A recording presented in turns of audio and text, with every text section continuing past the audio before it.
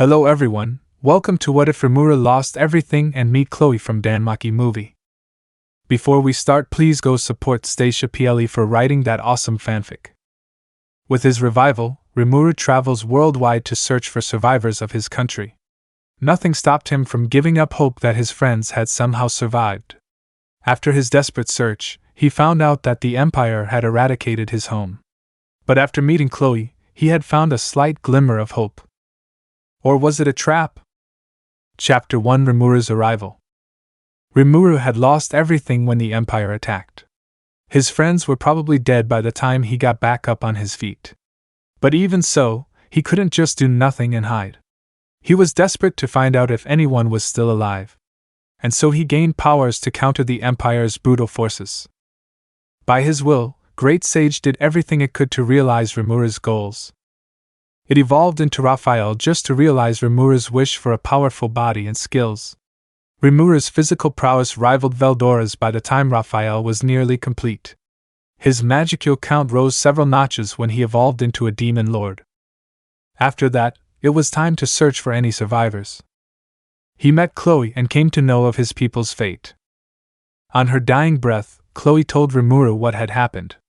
Everyone was sent to another world. According to that monster Veldora, I don't know what happened to them, but you must rescue them.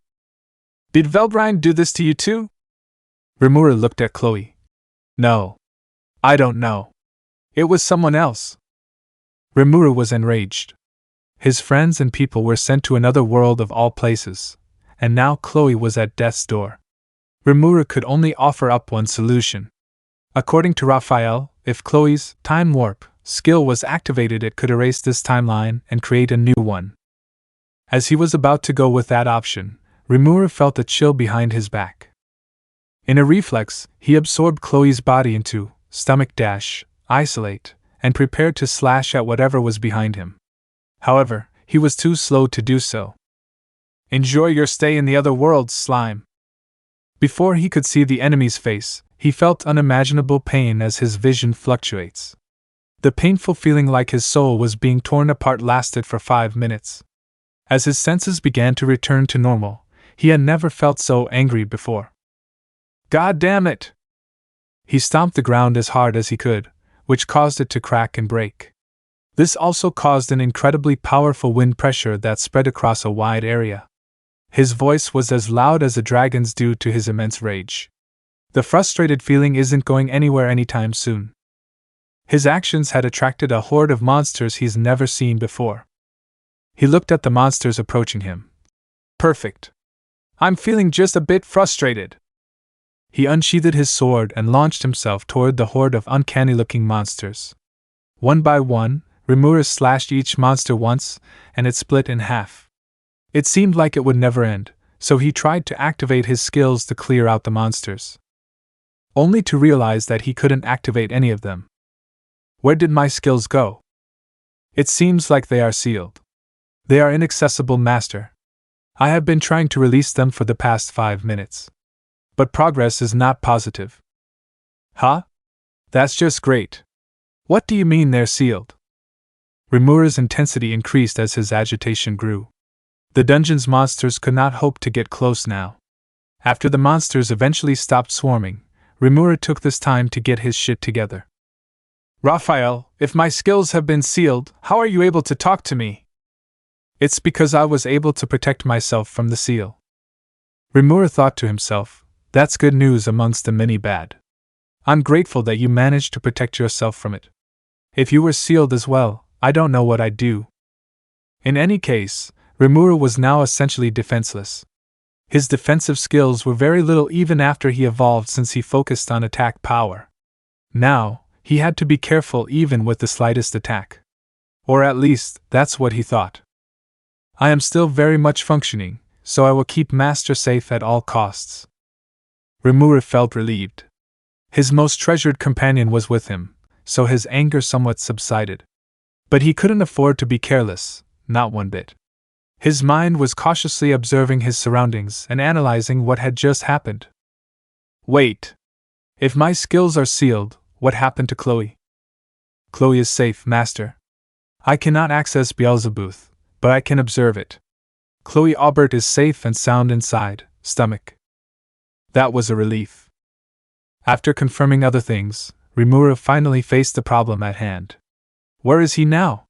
What are his goals moving forward? Report. It seems like we're in a dungeon, master. You are currently on the 59th floor. Powerful individuals are nearby and are approaching your location. They are being chased by a monster that's around a rank. Rimuru was on guard. Oh great. That sounds like it'd be a pain to deal with right now. Finn, I'm sensing another adventurer up ahead. What? Do you know how powerful they are? I can't tell at this distance. Riveria sensed Rimuru up ahead and warned Finn. Finn asked Riveria if the adventurer ahead was strong enough because they could help them if they were strong. Obviously, Raphael had blocked any sort of analysis that went in Rimuru's way. When Rimuru came into view, Finn and the others were bewildered by his beautiful and dainty appearance. But Rimuru's visible displeasure snapped them back to reality. Why are you leading it this way? His tone had a chilly aura to it. But Finn had no other options. Some of our members were poisoned. Please lend us a hand in defeating this demi-spirit. He had no choice but to ask for help. He would keep an eye on her as they fight the demi-spirit because it was all he could do. Any further delay in their acts could them all killed. Rimuru nodded to Finn's words and readied his weapon. Gareth, tank it! Finn began his orders and all of his party members who were able to fight took a fighting stance. The demi-spirit launched a barrage of attacks, but only a few reached Ace and the Amazonas twins because of Gareth's shielding. Riveria fired her magic at the demi-spirit to annihilate it. Unfortunately, her magic didn't quite finish it off. It began regenerating almost instantly. The damage that was done to it seemed to disappear. The Vanguard launched their attacks on Finn's orders, and Riveria also kept firing magic. Can you deal the finishing blow? Finn asked Rimuru. Understood. Make your party members clear out, I'll cut it in half. Finn was a little taken aback by Rimuru's confidence, but he made Ace and the others retreat regardless. Finn also saw this as an opportunity to observe this unknown adventurer's power. It's all yours now! Rimuru kicked the ground and rapidly approached the demi-spirit. No one was able to react to Rimuru's movements, not even the monster itself. What Rimuru will fail to realize even in the near future is that. So strong! What is that speed? How ridiculously strong Raphael's upgrades were. With one vertical slash, Rimuru cut the demi-spirit in half along with its magic stone. The monster that gave Finn and his party a run for its money was eliminated immediately without effort. Finn and his party looked at Rimuru with slight fear. Rimuru's smile did not help with their impressions. So, would you guys explain what's going on? After cutting down the humanoid-looking monster, I made sure to ask these people for directions. I can also ask them about the general knowledge they have about this dungeon which I'm currently clueless about. But I don't want to seem suspicious, so I'd ask specific questions that don't suggest I just arrived at this world. It would also be in my best interest to make it not look like I appeared in the dungeon since Raphael mentioned as Slice the monster that there was a city above. These guys also probably came from that city. But I can't be too sure. Finn came forward to face me in front of the whole party. I'm sorry for the late introduction. My name is Finn, Dame of the Loki Familia. On behalf of my party and me, I thank you for your assistance. What a polite guy. He may look like a kid, but is this guy some sort of big shot? It was nothing. Call me Rimuru. I shook his outstretched hand. This is my first ever interaction with the people of this world. In order to know more about it, I must get as much info as I can from them. So, back to my question. What happened? Finn looked down and seemed reluctant to outright admit something. The truth is, that demi-spirit was far more powerful than we imagined. There were also reports that said some of our expedition members were poisoned. Finn looked at me with serious eyes. If you could accompany us along with your party members, we would gladly compensate you. Finn Dame knew Rimuru was no ordinary adventurer. I mean, sure. I don't have any party members, so I can accompany you guys. I was also planning on going up. It was convenient for me since it was essentially a free guide. But considering how deep we are in the labyrinth, How many days would it take to reach the surface? Finn and the others had a shocked expression, for some reason. Is there something wrong? I asked them. Instead of Finn answering, it was an elf girl who replied to my question. Wait, elf? How were you able to remain unscathed in the deep floors? The elf scanned my body from head to toe, and to be honest, I was slightly embarrassed. How what? Raphael seemed like it had something to say, but it didn't say anything in the end, so I'll just answer Ms. Elf's questions. My clothes are my armor. I would appreciate it if you refrained from asking too many questions. They nodded. As we traveled along the floors, it was mostly silence between us and them. And by that, I mean that they're completely ignoring me. It was a bit harsh, but I didn't mind it as long as no one was prying about my situation. Master, you've had this icy expression since a while ago. Evidence suggests this is the reason why no one has been talking to you. Ah, really? Damn, I guess I still haven't shaken off my anger. I mean, I am still pissed. Never mind, I should focus more on my surroundings. I can't have something suddenly cutting off my head. With my skills gone, all I had left was my natural intrinsic defensive capabilities. I haven't had the chance to get to know my newfound strength, so I don't know if I can take hits or what. It's a pain not having my skills, to be honest. I can't help but be vigilant about everything, especially in a new unknown world. For now, my goal would just have to be unlocking Beelzebub to ask Chloe everything that had happened. Ms. Rimuru, we've arrived at the safe point, floor 18. Will you also be staying here or are you immediately heading up? Finn's words snapped me from my thoughts. That was fast. I expected at least a day. It's been about 8 hours, I think. Maybe I just lost track of time since I was unfamiliar with the place. It could also be that they knew the fastest routes. I'll be staying here. But that was a smoother experience than I thought. I barely saw any monsters along the way. Finn smiled confidently and said, That's because our first-tier adventurers are clearing up our path as we go. It serves as training for them and valuable security to our injured members. That was refreshing to hear. It seems like these low-key familia guys are well organized and have a great leader in Finn. That's what I think at least. Finn was the one commanding the entire party and a few adventurers who we met on our path along the way. After deciding to rest with the low-key familia, I was given a tent of my own in the heart of the camp. There were many others that were in the same tent as me, but they were all girls for some reason. Now that I think about it, didn't Finn call me Miss earlier? I have to clear up that misunderstanding somehow. But for now, it was time for me to learn more about the Dungeon City Oreo. Chapter 2 Family. According to the people I've asked, Oreo was the only dungeon city in the world. They began telling me everything I needed to know without hesitation. And here I was thinking they'd be somewhat suspicious of me. Familiarity is good and all, but I wouldn't want to get swept up by their overly familiar attitude toward me and let my guard down.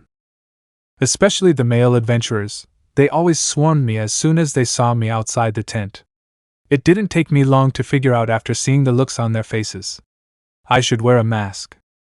There was the option of using Shizue's mask, but I can't replicate it right now since my skills have been sealed. Raphael also said it was risky to try to forcefully pry open the seal on my skills. Let's make do with whatever they sold at the town on this floor. Yes, there was apparently a town here on this floor. Where are you going? It was Ms. Ace who had spoken to me as I went outside the tent. To the town. I want to buy something. Wait, hold on. I forgot I don't have any money. Raphael seemed exasperated at my timely realization. I couldn't help it. I was busy being pissed off and watching my back, so of course I'd forget a few things. What a pain, though. Not having any money at all sucks. Report. Analysis of skills is complete. Would you like to hear the contents? Yes or no? Yes. Raphael proceeded to say that some of the seals on my skills were very loose. From my understanding, it seemed like the seals that were on them were just leftovers from the ones that are currently on my other ultimate skills. Raphael told me that a couple of my intrinsic skills were unsealed and are now functioning. Master can now revert back to slime form. Universal Sense has also been unlocked. It is now possible to create a mask to cover Master's appearance. Raphael still didn't say Shizue's mask was replicable. The mask was damaged anyway during the Empire's invasion, so I could only hope that Beelzebub would be unsealed. I noticed that Ace has just been staring at me this whole time, not even trying to make conversation with me. Is there something on my face? Since she's just been looking at me, why not make conversation? No, it's just that you're very pretty. Well, goddamn, aren't you straightforward? Her compliment was completely unexpected. It's always nice to hear people say that Shizue's appearance is pretty, so I'm happy. With my newfound respect for Ace, I ask her everything that's been on my mind. So, what's a familia? Her facial expression was hilarious after I asked. What do you mean? I mean exactly what I asked. I just arrived here a day ago. I know very little about this place or the dungeon. Ace looked surprised at my words. Where were you from before arriving at Orio? She couldn't help but ask. After all, Rimuru displayed great strength as she saw during their first encounter. She was level 6 herself, but she could barely catch up to Rimuru's movements. If she knew Rimuru was still just testing his powers, she would probably faint. Where was I from, she asked? That was a tough question to answer. I didn't want to lie, but I didn't exactly want to tell her the answer. Let's see. I've been living in a forest, but my hometown got destroyed. Many things happened after that, and before I knew it, I was wandering around in the dungeon. I tried to be as genuine as I could. It seemed like she was half reluctant to believe me, though. Well, if she's not asking any more questions, that's fine with me. First things first, Raphael, could you create a mask that would just cover my eyes? We collected some material along the way here, didn't we? Understood. Skull sheep material is being used. Success. I pretended to take the skull sheep mask out of my pocket and wore it across my face. It had only covered my eyes. My mouth, nose, and ears were still quite visible.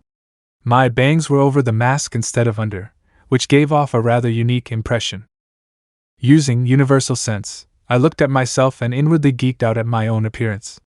The jet black skull sheep mask did well to give me the mysterious vibe. Anyway, I only did this because universal sense was unlocked. Otherwise, I wouldn't be able to see anything when my eyes are blocked.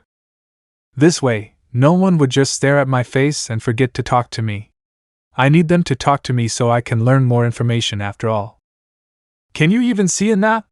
It was natural for Ace to question Rimuru's choice. Yes. I have a skill that helps me heighten my senses, so don't worry. In fact, that said skill is detecting 3 individuals that are at death's door. It'll leave a bad taste in my mouth if I left them to die in this situation. Maybe I'll ask Ace to accompany me. I'm sensing 3 people that are in danger, come with me. I left the tent so suddenly, but Ace realized my words were genuine and went to follow me. The guards that were at our tents were bewildered and also tried to follow us.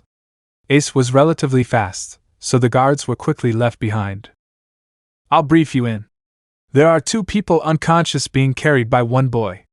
I tried to run faster since I was sensing that they were currently on the same floor as us now. That boy managed to escape from that gigantic monster above us? Impressive. There they are. Ace. Please! Save my friends! The white-haired kid grabbed Ace's foot as he pleaded to save his friends. I didn't have potions, so we had to carry them back to the camp. Ace carried the white-haired boy with a look of worry and anxiety. I carried the other 2 since it looked like Ace was busy fawning over this white-haired kid. I sense amusement. Anyway, a few hours passed after we took them to Loki Familia's camp. They placed the 3 of them in a different camp that was set up by a few people. I had nothing to do, so I was exploring the deeper parts of the dungeon with a few members that were sent by Finn to accompany me. During these short few hours, I asked them how to make money without raising any suspicion. I was told that the magic stones dropped by monsters are the adventurer's main source of income. I didn't grab any of the magic stones from the monsters I killed earlier, so that was a shame. The stronger the monsters were, the higher their magic stones were in value. I made sure to defeat a lot of monsters on floor 19 so I could at least have some spending money when I reached the surface. Tiona and Tioni were accompanying me during this trip, but as usual, they barely spoke to me. I wonder why. I covered half of my face and all, but they still treat me like some sort of unsocial deviant. Well, it is what it is. Alert. An unusual presence has arrived on floor 18. Further analysis suggests that these individuals are what this world call gods. Their bodies are unusually weak, but they are abnormal. That's concerning. Gods exist in this world. It'd be better to be vigilant against these god beings. Raphael said that God was abnormal, so I'm hesitant about meeting one. Their roles here are very important in Oreo from what I've gathered. Gods give mortals their blessings in the form of a status of sorts called fauna. There's also the fact that you can't lie to the gods. That will be difficult to avoid. Bel Cranel had woken up. The moment he woke up, he immediately asked about his friend's condition. Ace was there to talk to him and calm him down. Bel felt relieved to hear that his friends were fine. With relief comes realizations.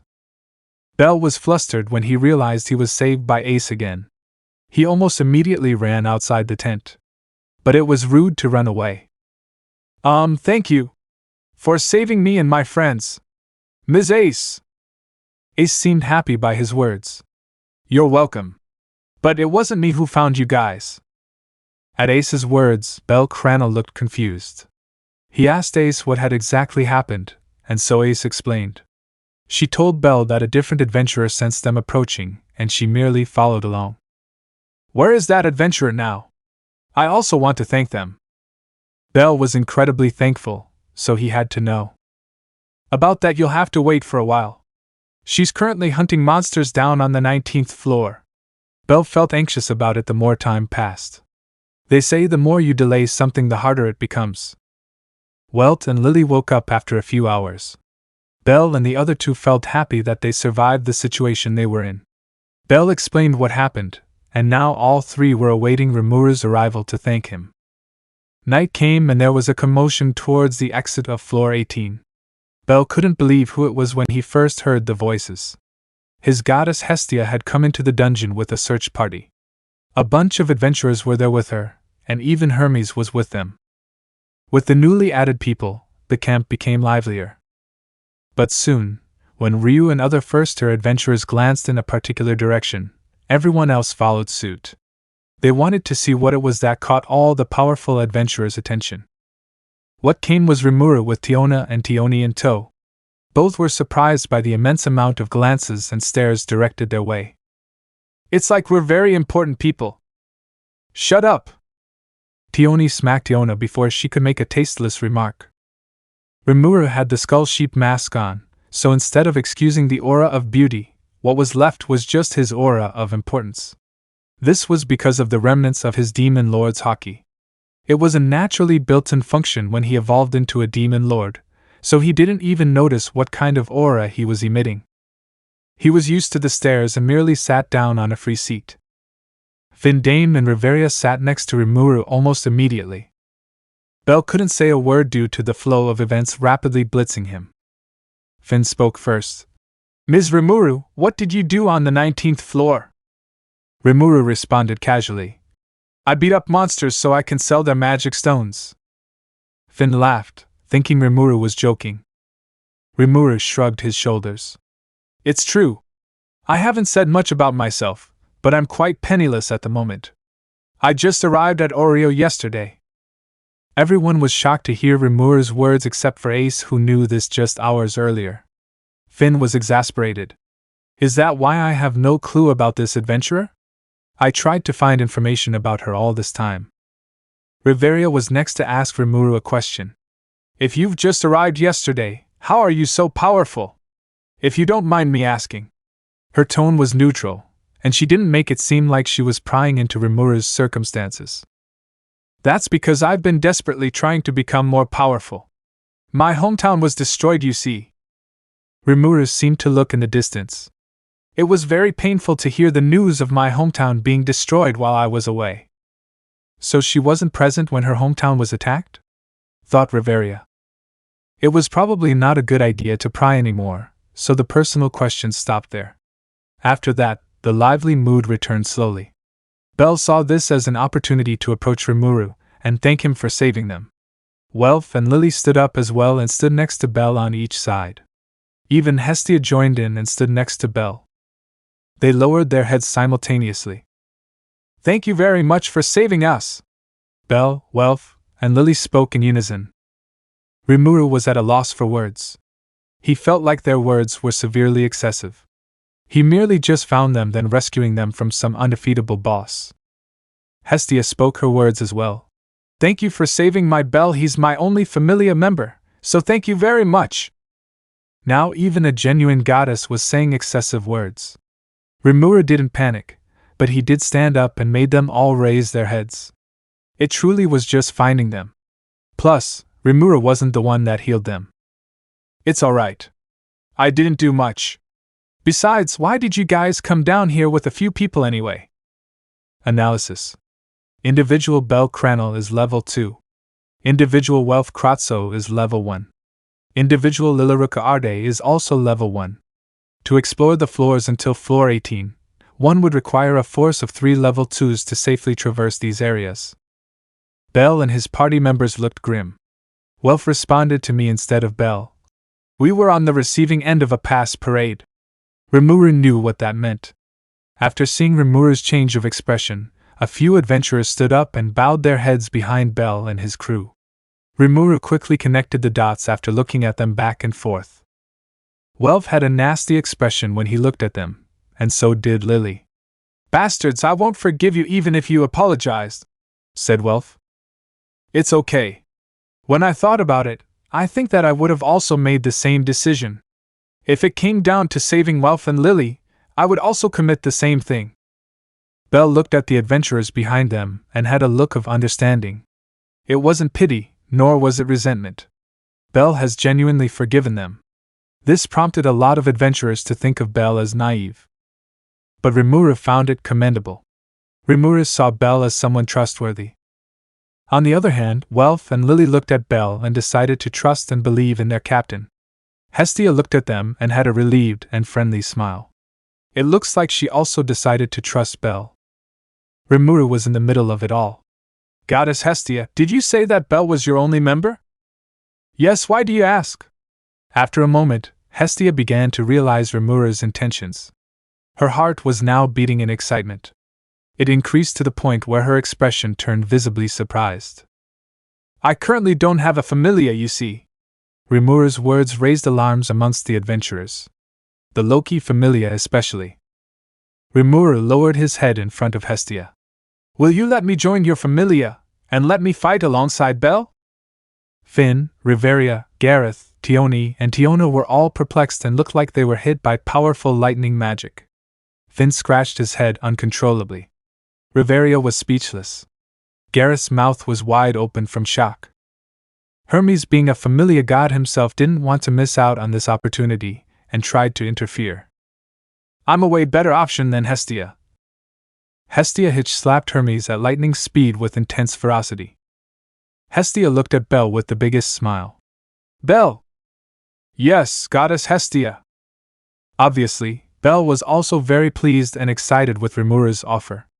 In no time at all, Rimuru was now a member of the Hestia familia. Only the Loki familia knows how strong Rimuru was, and would lament this day in the future for years to come. Chapter 3 Dungeon. Findame was distraught. Ever since encountering that ridiculously strong demi-spirit, everything had been somewhat off. Finn and his other members should have been usually able to defeat even a fully matured demi-spirit. But it was so strong they had no choice but to focus on all their efforts to run away. Only a few minutes later, after encountering that demi-spirit, they ran into Rimuru. Rimuru's appearance caught them off guard at first. But after Rimuru defeated that demi-spirit in one strike, Finn began cautiously analyzing Rimuru. It was best to not seem hostile. Rimuru was someone Finn didn't recognize, even among the renowned adventurers. He suspected Rimuru might be a monster, but it was too dangerous to confront Rimuru. After all, they barely knew anything about him. On the way up to the 18th floor, Rimuru had a cold look that seemed like he was thinking about something unpleasant. His members noticed it too. They were cautious not to provoke this unknown adventurer. Sometimes, it would seem like Rimuru displayed friendliness like any other person. Only the adventurers who weren't as sharp as Finn and the core of the Loki Familia interacted carelessly with Rimuru. They don't sense the mysterious aura around Rimuru. Rimuru covered his face later on, and those who'd already seen Rimuru's face would say that it was a shame. After several hours had passed, night came and the camp was bustling with activity with the Belle's arrival. They were brought in by Ace and Rimuru, so Finn had naturally agreed to help treat them. Time passed and the little rookie and his party members woke up. Finn was worried about what Rimuru was up to, but Tioni and Tiona were there to keep an eye on him in case something happened. Finn did volunteer to be the one to keep an eye on Rimuru, but Riveria and the others were against it. Later on, Goddess Hestia and God Hermes arrived at floor 18 along with a search party that was dedicated to finding Belle's party. The situation was more complicated than they thought, and Rimuru arrived almost at the same time Goddess Hestia did. Finn found this extremely suspicious. But he couldn't openly show his distrust with a person like Rimuru. He took it slow and decided to slowly discover the truth about Rimuru.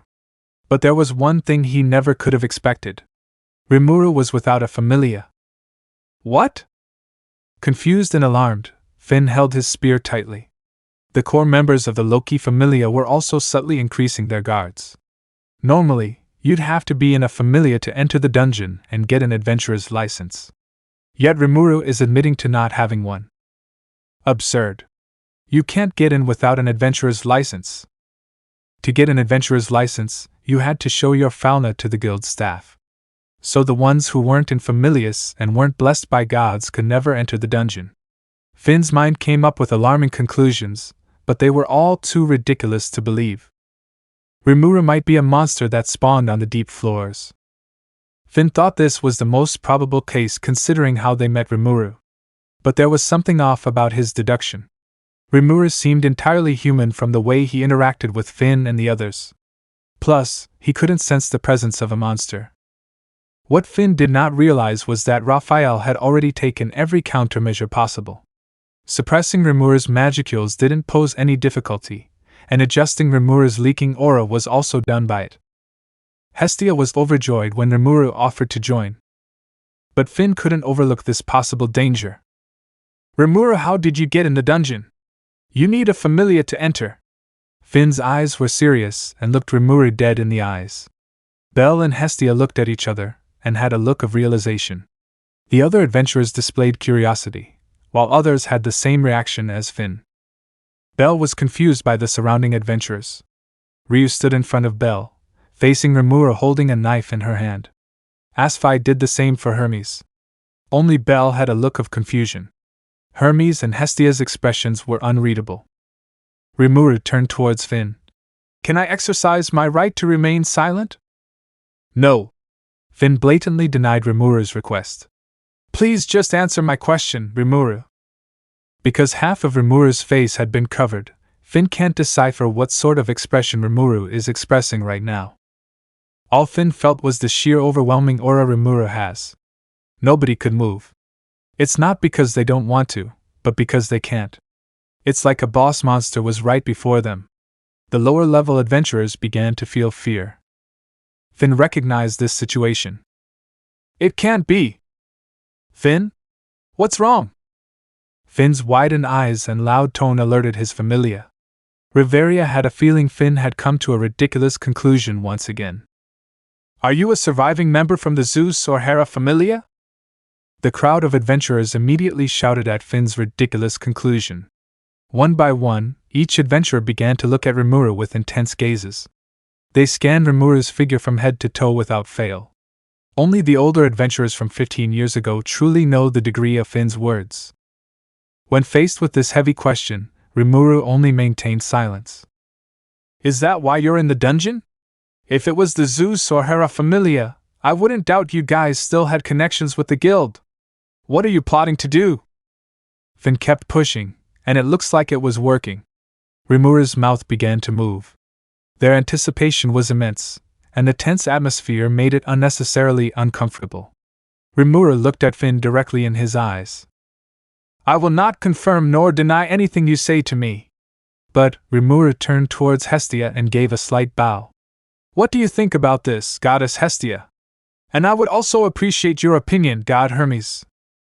Hestia was flustered by the sudden attention. Meanwhile, Hermes smiled ever so slightly. Hermes stepped forward and stood in front of Rimuru, as if he was defending him. Listen to me, children.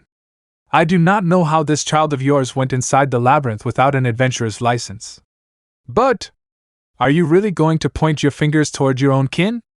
I, God Hermes, shall advocate this child's innocence. Hermes was going above and beyond for Rimuru. Hestia was inspired to do the same after hearing Hermes' speech. That's right.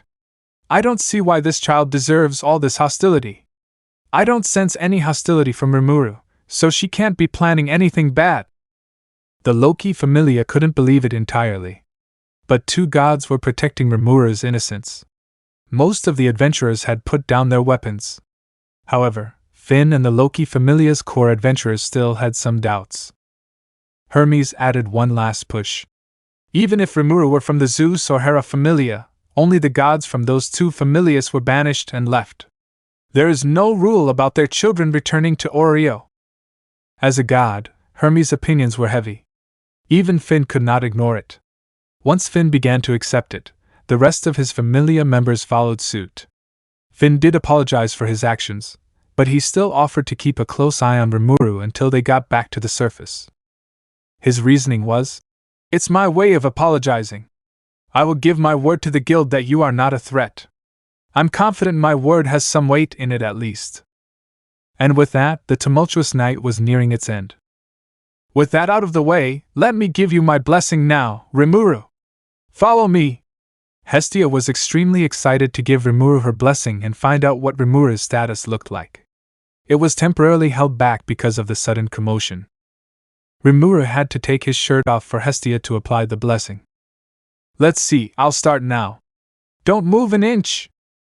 Hestia's clear excitement was heard loud and clear through the tent.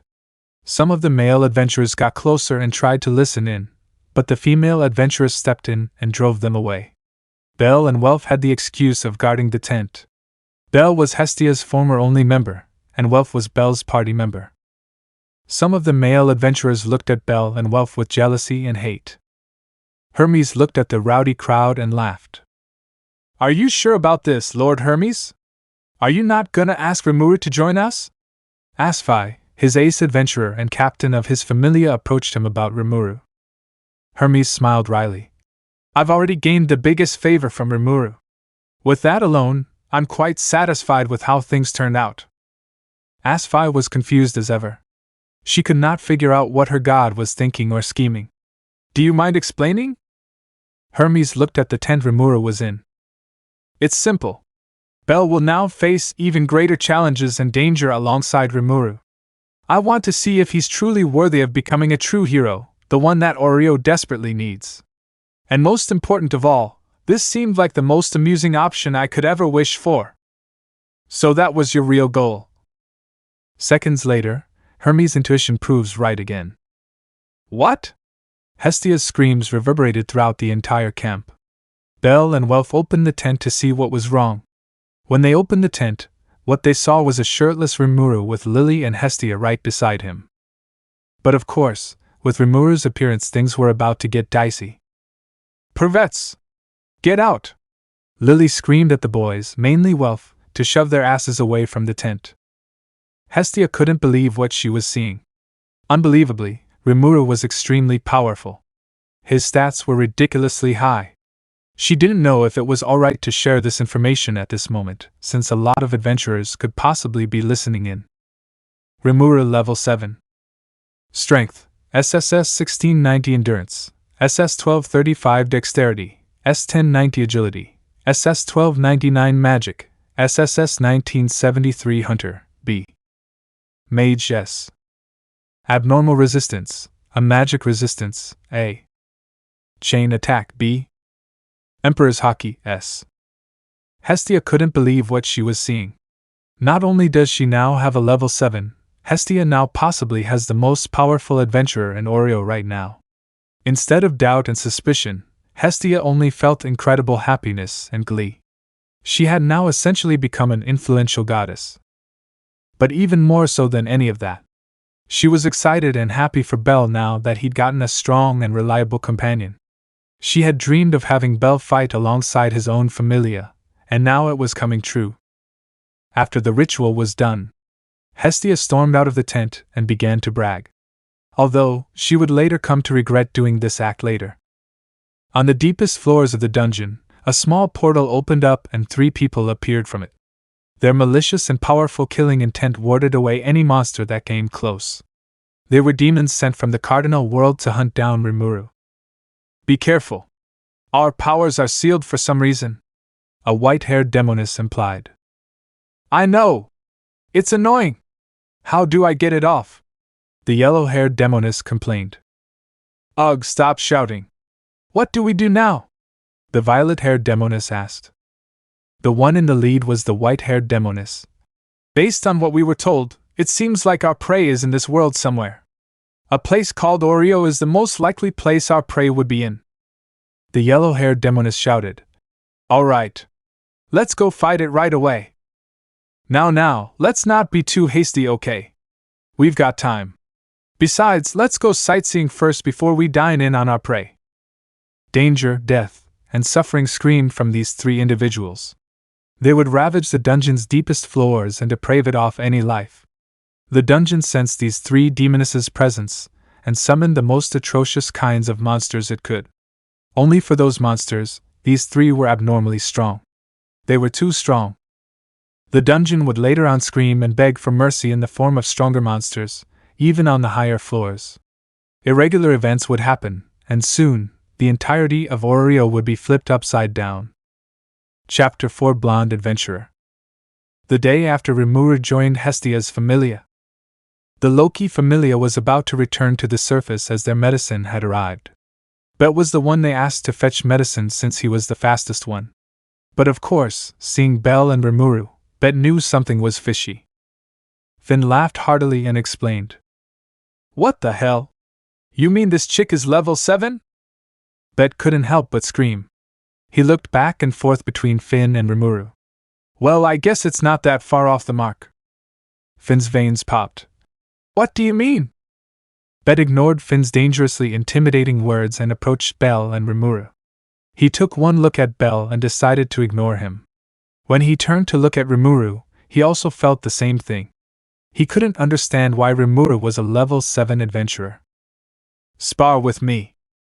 Huh? Bet asked for a sparring match, which made Rimuru dumbfounded. All the surrounding adventurers looked at Bet interestingly. It was like they saw another challenger awaiting his beating of a lifetime. What Bet didn't know was that after Hestia had bragged about Rimuru's level yesterday, a few adventurers asked to spar with Rimuru. Gareth asked to spar Ace, and even Finn. Naturally, all of them were beaten black and blue. Riveria was severely upset with how injured they were after fighting one adventurer. She had to heal them all after all. Bet, I suggest you stop. You're not gonna win. Sincerely, Finn warned Bet. However, idiots were idiots. I don't care. Fight me, Rimuru! Rimuru remained silent for a while.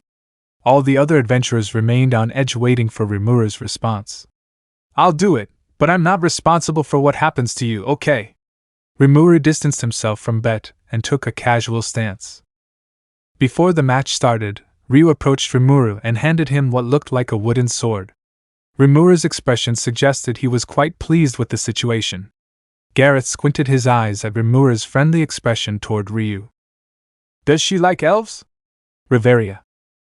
I will cut off your tongue. Riveria shut down Gareth's words in an instant. The match was starting.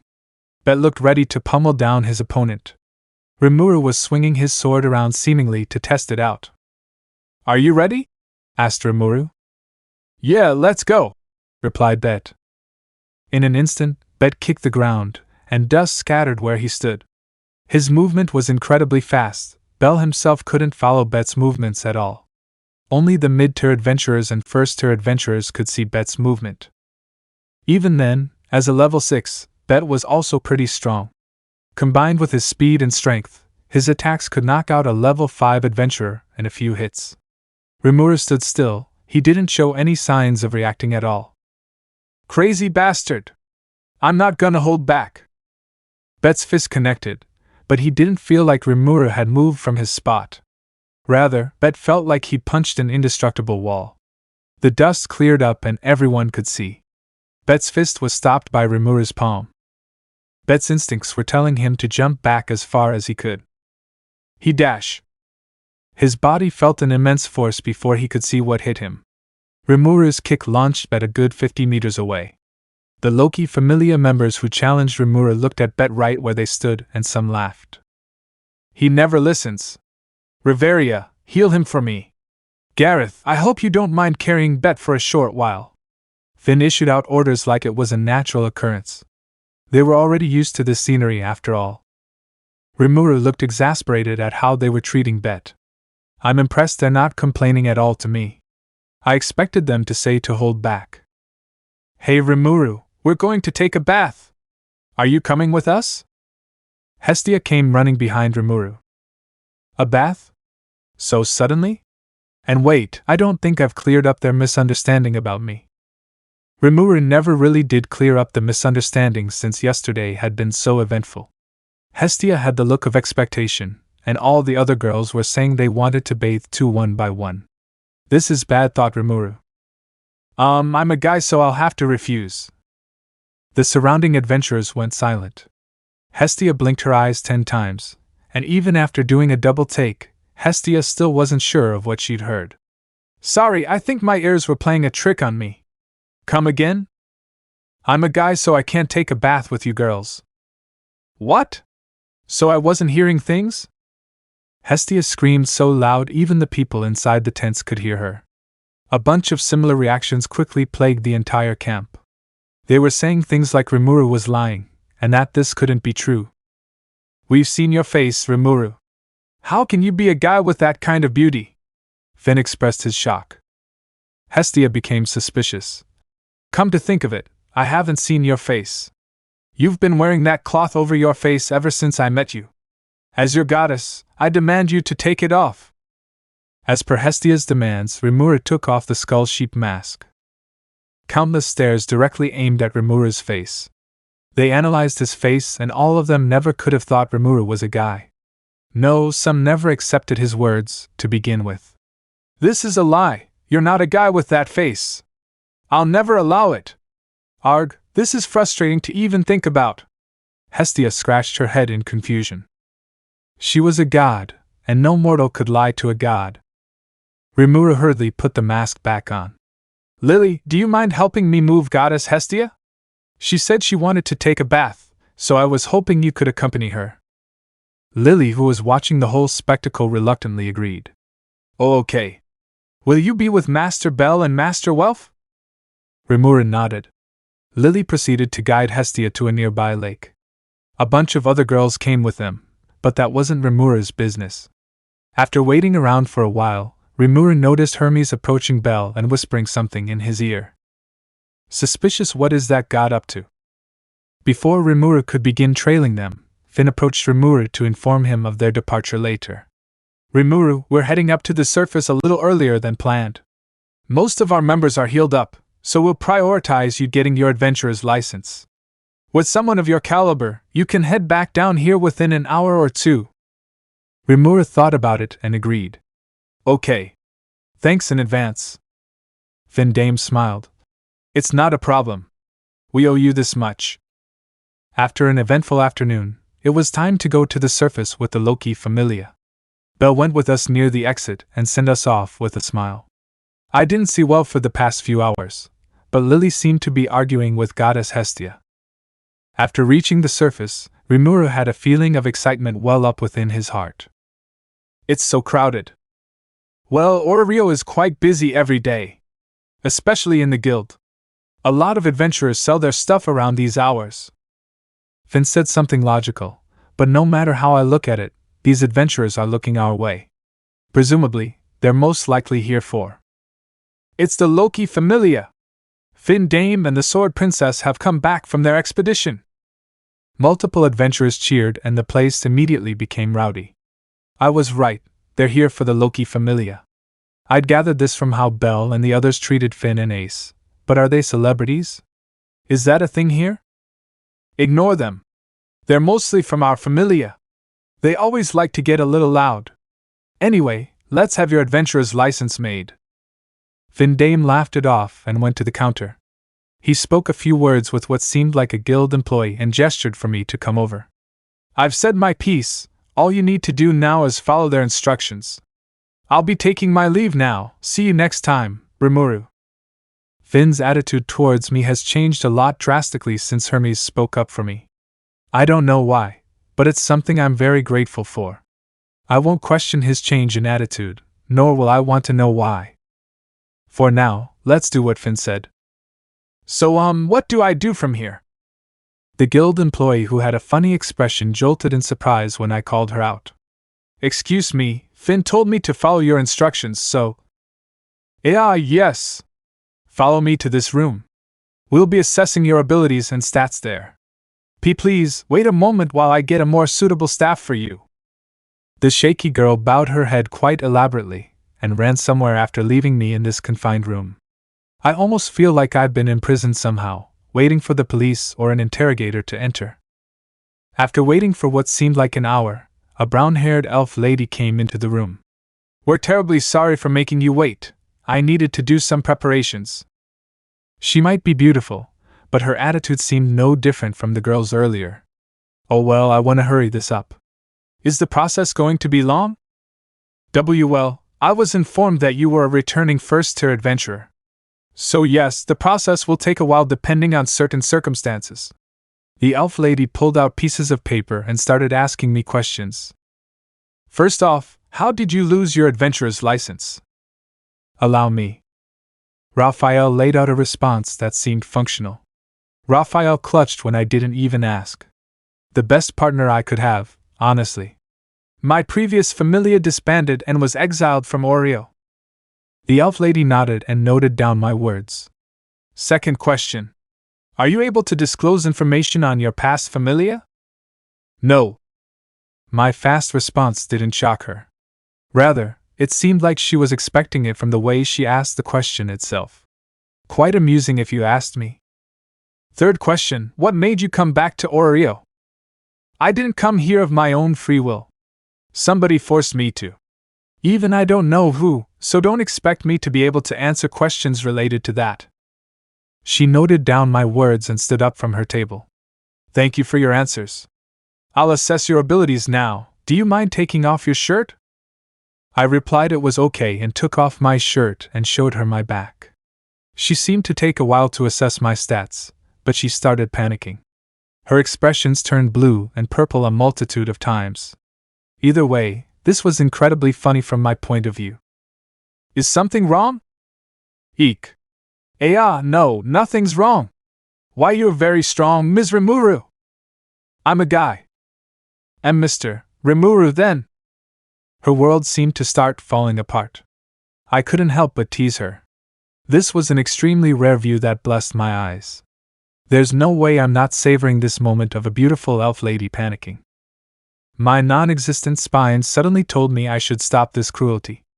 Okay, calm down. You seem to be in a lot of panic, why? The elf lady backed away and looked at me carefully. Why, your status is beyond incredible and your prowess matched certain adventurers from 15 years ago. I didn't want to offend you somehow and cause a ruckus. Aina, the guild employee who was assessing Rimuru, knew that if Rimuru wanted to, he could annihilate Oreo if he tried. She tried to calm down after a few minutes. Her panic went away almost immediately for some reason, but she brushed it off. Are you calm now? Can you finish this assessment so I can go back to my party members? I don't know how long it's been, but it's at least a couple of hours now. They made me wait for so long that I completely lost track of time. I had Raphael help calm down the guild employee, so the process went by much faster and smoother. By the time they had my license ready, another hour had passed. As I was about to exit the guild, a powerful sensation overcame my senses for a good few seconds. Alert. It looks like Lady Hestia has released her divine power. Huh? Why? Someone told me that gods and goddesses had their divinity sealed, right? Isn't it taboo to release it? Notice. It looks like Belcranel was in danger. She released her divinity in order to calm down the fighting. But it looks like another problem is arising. I could sense it too. It was faint, but something powerful below was climbing the floors at a rapid pace. It was about to reach Belle's location in a few minutes. No, Master. The one you are sensing is. Belle looked at the creature near the gigantic tree. Impossible, what is that? The ceiling above broke and a gigantic monster appeared from it. It towered over the surrounding environment. It looked like the giant from floor 17 except it had stone-like skin.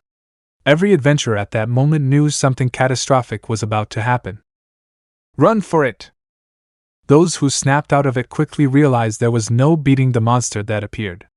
The adventurers who saw the Goliath ran for their lives, but none of them realized quite yet that the exit had been blocked. Belle looked at the adventurers who were being attacked by the Goliath, and the look on his face said it all.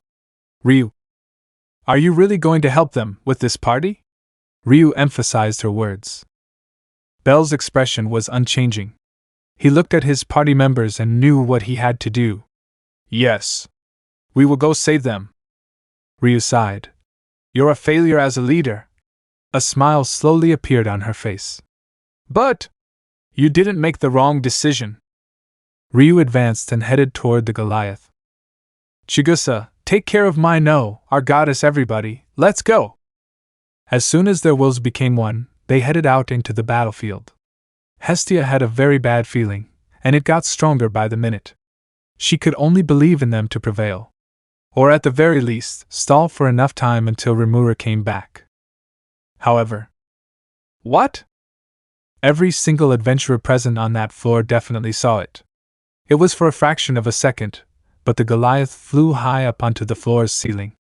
Its body was stuck firmly in the ceiling. No one knew why, no one could see how it happened. Belle's feet suddenly began to shake incredibly fast. No, it wasn't just him. Belle, what's going on?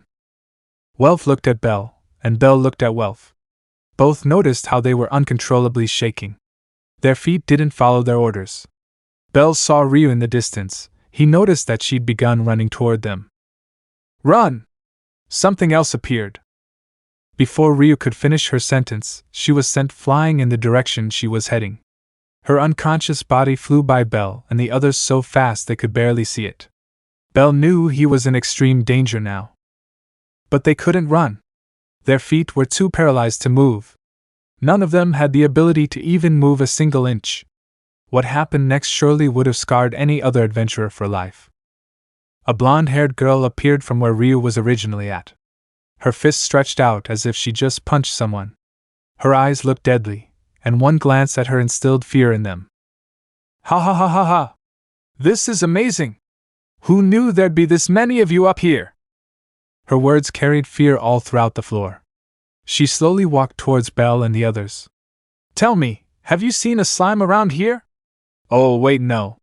Have you seen our goddammit? I don't know the characteristics of our prey. Her agitation made Belle think he was about to die. Whatever. I'll kill you all until it shows up. Die. To the blonde-haired girl, she was about to flick off Belle's head. Oh no, please, I don't want to die. I made a promise to my goddess that I wouldn't leave her. No, please. The girl laughed. Ha ha. Your despair is extremely delicious, kid. You're gonna get me addicted. Tell you what, I'll spare you for later. Let's see, who's my next target, aha. That one in the mountains looks like she knows a thing or two. The girl disappeared in an instant. But Belle knew. Not my goddess! Rimuru, help our goddess! Belle managed to overcome the paralyzing fear and shouted at the blonde-haired girl. The girl was impressed momentarily, and slowed down for a fraction of a second. Impressive kid, but nothing can stop me. When she turned to face Hestia, Rimuru's punch was already too close to her face. Back off! Rimuru's punch connected and sent the girl directly across the other side of the floor. Damn it, was I too late? Chapter 5 Deadly Encounter. The lush forest scenery that floor 18 had to offer had now been utterly destroyed. Fire has spread around certain parts of the forest, and Belle and the others are heavily injured. Rimuru could only look at this situation as a disaster. And the source of it all was one individual. The blonde-haired girl in front of him. Ha ha! That was a good punch, Slime! You're the real deal, that's for sure! Rimuru's punch seemed ineffective as the blonde-haired individual seemed unharmed. Not many could believe it had they seen it. Belle had run towards Ryu in an attempt to rescue her while Rimuru was fighting the blonde-haired girl. Everything was devastated. You! Why have you done this? Rimuru spoke in a cold tone. The girl merely laughed and ignored his question. You're far more powerful than I expected. That's good, this'll be fun. I said. Why have you done this, demon? Rimuru unsheathed his sword just a little bit and unleashed his haki directly at the girl. The blonde-haired girl had a bone-chilling experience the moment Rimuru unleashed his demon lord's haki straight at the girl. However, her expression wasn't that of fear. Amazing, I might be in some trouble. One of the reasons why she could still keep her composure is because she is one of the primordial demons. Another reason was the information that their contractor gave them said that the slime's skills were sealed. She couldn't be killed, her resistances were still very much working. And as a demon of origin, she couldn't be killed without skills or any normal means. But something felt a little off to her. Demon, I will not repeat myself again, why did you do this? Because I enjoy doing this, is that a good answer to you? She couldn't help but feel the thrill. Ha ha ha ha ha ha ha ha! This is the best day of my life! Such a statement from a being like her couldn't be normal. After all, she's lived for far longer than any other demonic being. Existences like her couldn't normally help but seek amusing things amidst boredom. And now, she is about to experience the most intense battle in her lifetime. That's what she had thought about this situation. But divine rupture! With just one swing of Rimuru's sword, the girl had been sliced in half. She couldn't deploy any barriers beforehand since most of their skills were sealed. What happened? What did he do? The girl's mind immediately switched to a more cautious state. Her body had been sliced in half, but her regenerative powers as a demon repaired her body in seconds. Since I can't use absolute severance, there's no other way for me to kill you, is that what you thought? Rimuru's sword turned jet black and was coated in his haki. Demon Lord's haki has corrosive capabilities, and when used with enough skill and force, I can even kill archdemons. Rimuru had bluffed a bit, but his figure and haki were threatening enough to the girl that it seemed like he was telling the truth. What a monster, how did it attain so much power in such a short time? That bastard told us that this slime was only alive for a mere 2 years. I admit you're strong. But since there's no way we can kill each other, I guess we'll have to fight for eternity. I refuse. The girl's emotional words were immediately denied by Rimuru. She began to attack Rimuru using a sword she picked up from an adventurer. Swordsmanship wasn't quite the way she preferred to attack, but it was the only viable option she had currently. She swung her sword, aiming for Rimuru's neck. Rimuru effortlessly evades the slash and counters by cutting her arms. Of course, the sliced arm reconnected immediately, and the girl continued her attacks. Annoying, you're quite fast. I don't think even my magic can slow you down. Rimuru remained emotionless even after the girl's honest praise. You're just too slow. Rimuru's reply made the girl laugh out loud. Only a few beings in my lifetime could ever say that to me, you know. I've been picking fights with all sorts of strong beings, and you are one of them. The girl was enjoying this battle thoroughly, but as expected, Rimuru remained calm and cautious. After all, they were still in the middle of the 18th floor, and Belle and the others could get caught up in the fight. The only saving grace for Rimuru was that the girl's attention was solely focused on him. He's managed to move the direction of the battle away from the adventurers and Belle because of it. Raphael warned Rimuru that if her magic was unsealed, she could very well blow the whole floor up if she wanted to. How troublesome, thought Rimuru. As the girl suspected, Rimuru didn't have any surefire way to kill her. However, that didn't mean Rimuru was doing nothing knowing that. Raphael began analyzing the girl's weaknesses per Rimuru's orders. Although Raphael was already doing that before he ordered her. At present, Rimuru was currently buying time by exchanging blows with the girl. Each one of Rimuru's sword slashes had been coated with his haki to ensure the girl's magicules would be slowly depleted. Rimuru had arrived in this world with his skills sealed off, but his intrinsic skills were not, or at least some of them anyway. Under that information, Rimuru assumed the same was true for this girl. An archdemon's healing capabilities weren't to be trifled with. Still, for an archdemon, she sure has a lot of magicules. I'm not too surprised considering she can keep up with me with all the upgrades Raphael has achieved. Maybe it's her battle experience that's keeping her alive in this situation. Correct. That being has lived for a very long time, far surpassing every demon you have encountered, Master. Is that so?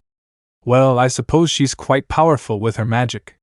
Honestly, the fact that our skills are sealed along with our magic is a lifesaver right now. I don't know if I could beat this girl if she could use her magic like you said. I don't think there's a possibility that you will lose, Master. You're right. I don't have the time to be thinking about losing. Chloe is safe, but I don't know about the others. Chloe said they were sent to another world. Rimuru had a feeling about what happened to his other friends, but he couldn't swallow the thought of it. There was no way he'd allow that reality to be true.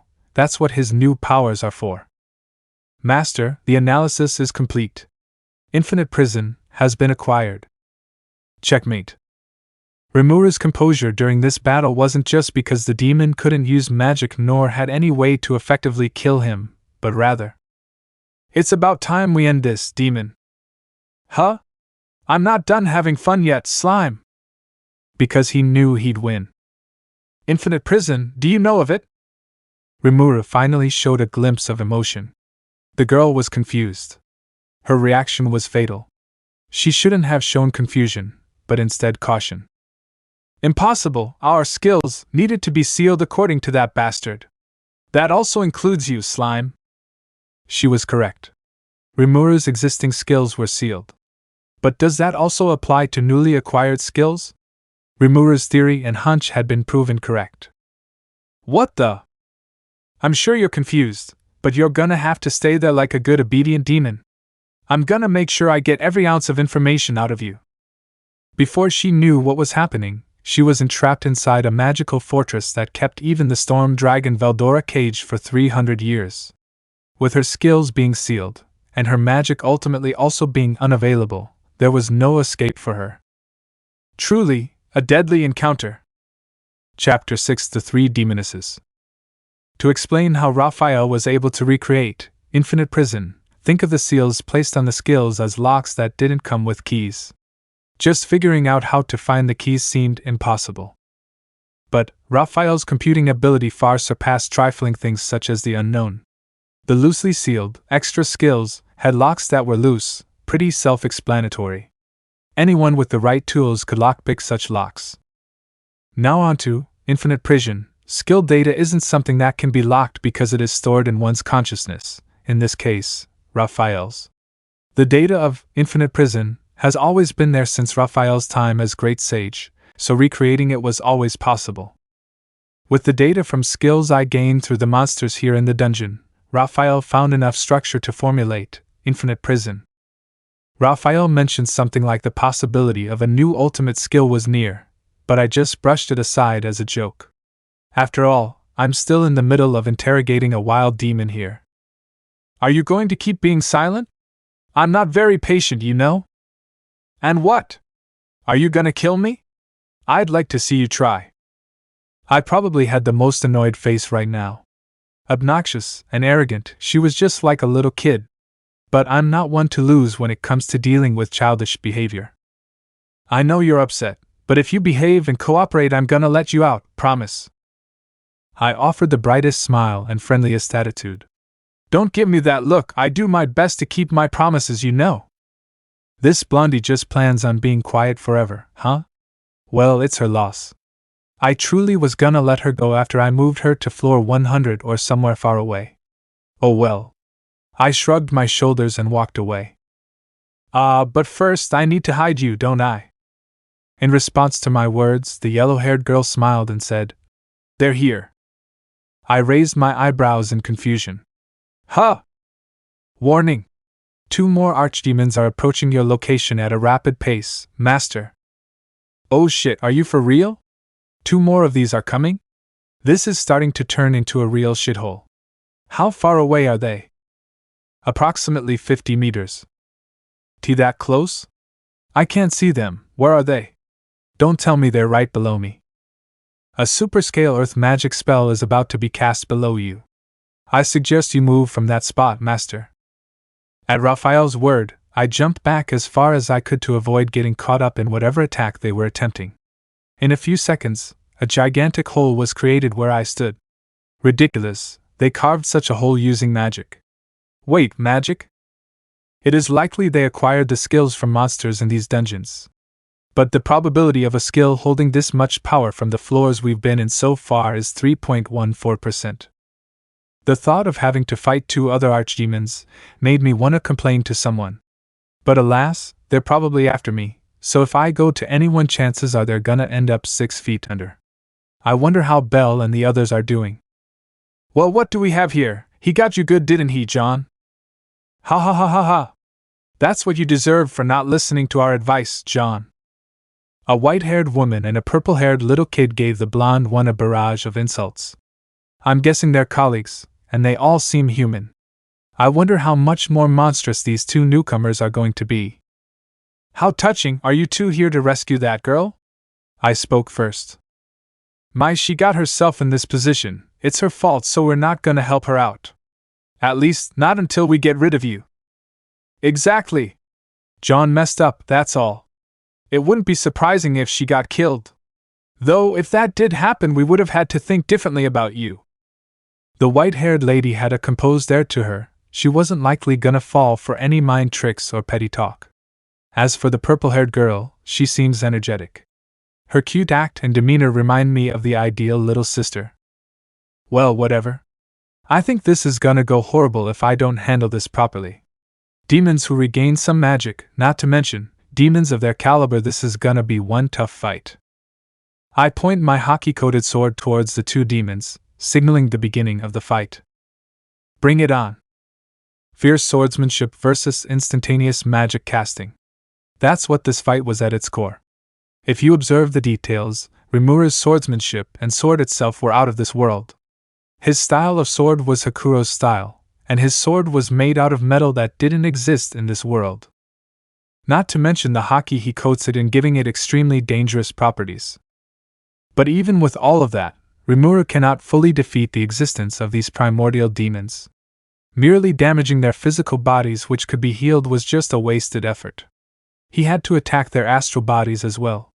But his skills remain sealed, and so is his ability to fully eliminate these demons. The magic these demonesses learned from the deepest levels of the dungeon wasn't to be trifled with, either. Their knowledge and prowess in handling magic spells and skills were unmatched by anyone of their kind.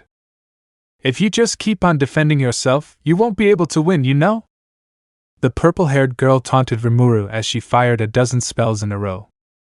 Rimuru cut the magic straight through and decided to respond. Then I guess we'll be stuck here until you 2 run of magicules. Other adventurers who perceived the large explosive magic and destruction happening on one corner of floor 18 would later describe this day as Doomsday. Rimuru's magicule consumption was 0, and the demonesses were slowly losing theirs. Maybe they've long realized this, but because of Rimuru's inability to kill them, they've been firing magic at him this whole time.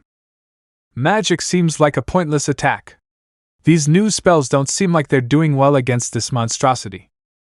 Ugh, as much as I hate to admit it, I agree with your words. It doesn't seem like this slime is affected by our magic at all. The 2 demonesses shared a mini sentiment faced against Rimuru's impressive defensive capabilities. They were losing this battle. Rimuru had cut up each one of them at least 3 times now. Yet their regenerative powers kept their physical bodies intact. As much as they'd like their skills back, it would also mean Rimuru having his back as well. When he's this powerful without his skills, we'd be dead by now if he regained them. It wasn't either Violet or Blanc who said this, but it was John who was inside Infinite Prison. Her words didn't seem to discourage the 2 demonists fighting, but it did make them less confident. Though demons never usually say these things in front of an opponent. Were you beaten up so hard that you'd admit that out loud, John? How laughable. Oh please, look at the state you two are in. Violet had tried to shut John up, but John just meekly said the truth. I mean, one look at the situation from her front seat view was all it took to determine the outcome. Rimuru was fiercely chasing around either Blanc or Violet, and he managed to evade or cut the magic aimed at him. Divine Rupture. With that one immensely infused hockey sword attack, Violet's body was torn to shreds. Although her body regenerated, Rimuru didn't stop attacking. She was being torn to pieces over and over again. John could only find the situation laughable. Violet's regeneration started to slow down by a second. Blanc, on the other hand, has given up on firing magic and prepared to fight Rimuru head-on in a sword fight. Seeing this, Rimuru stopped chasing Violet and grabbed her by the neck with one arm, and on the other he blocked Blanc's sword with his own. It's time we wrapped up this fight, Archimans! Let me know in the comments below if you guys want the next part. Also check out my other video that has been shown and left. Thank you for watching. If you enjoyed this video, please like and share this video. And have a fantastic day. Bye.